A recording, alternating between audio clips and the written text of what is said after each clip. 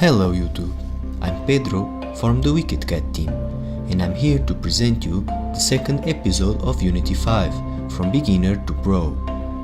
If you enjoyed this video, remember to leave a like, and if you want more Unity 5 tutorials, remember to subscribe to our channel.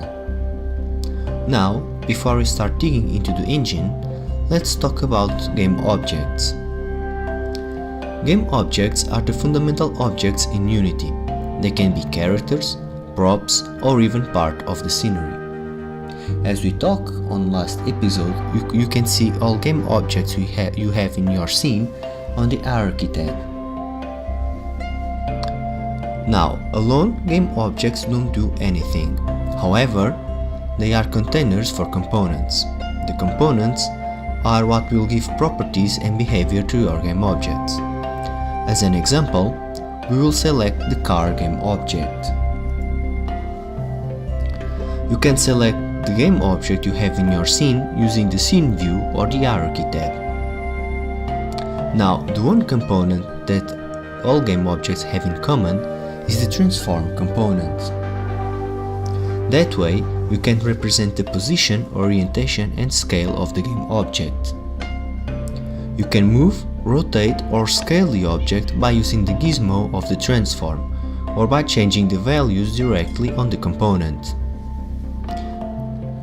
You can add a new GameObject to the scene by the GameObject menu, where you can choose several options. As you go here, you can create an empty GameObject, create an empty child, several 3D objects, for example a cube GameObject. You also have the 2D GameObjects, in this case you have a sprite. You also have illumination GameObjects, audio GameObjects and some UI GameObjects, as well as particle systems and cameras. So this is creating a GameObject on the GameObject menu, or you can right click with the mouse on the Hierarchy tab, and you can also select create an empty GameObject, a 3D object, a 2D object and all the other options as well. You can also do this by clicking on create. As you can see, you have the exact same options. Now, moving on to components, GameObjects can contain several components.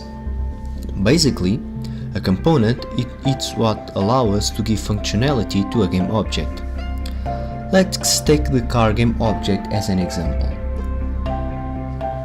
As you can see, beside the transform component that will be always on top, this GameObject has other components. In this case, we have a rigid body, a car controller script, a car user controller script, a car audio script as well. So basically we have a total of 5 components, one rigid body, one transform and 3 scripts.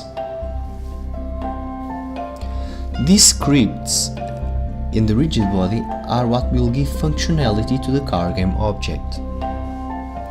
So in conclusion, components define the GameObject behavior in the game.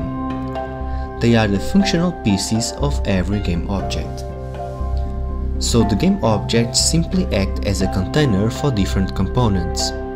So every time you want to add a new functionality to a GameObject, you add or edit an existing component. In order to add a component to a GameObject, you can either use the component menu on the Inspector tab, that is right here, and select the type of component you want to add to your object. For example, let's add a box collider.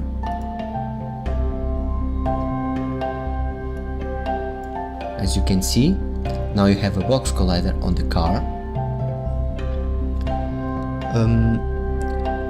To remove a GameObject component, you click on this button here, and you have 2 options: reset, that will reset the values of the component to its default values, or remove component that will delete the component from the GameObject. In this case, we want to remove component. Now, other way to add components to your GameObject is here on the Inspector tab. On the bottom, we will find the Add Component button. If you click here, a menu will pop up. Basically, this menu will allow you to navigate through the several types of components you have in Unity.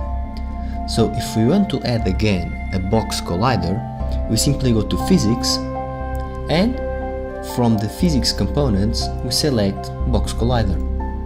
As you can see, we now have a box collider on our car game object. Now let's remove the component again.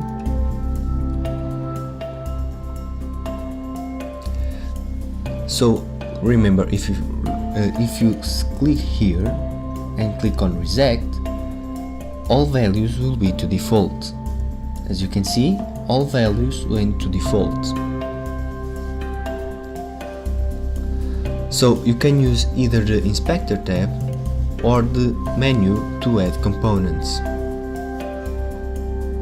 I usually use the second method of the Inspector tab, since it's more intuitive and faster. Okay guys, this concludes our second video of the series Unity 5 Beginners to Pro. On the next video we will start looking at more interesting stuff. Until then, have a nice day.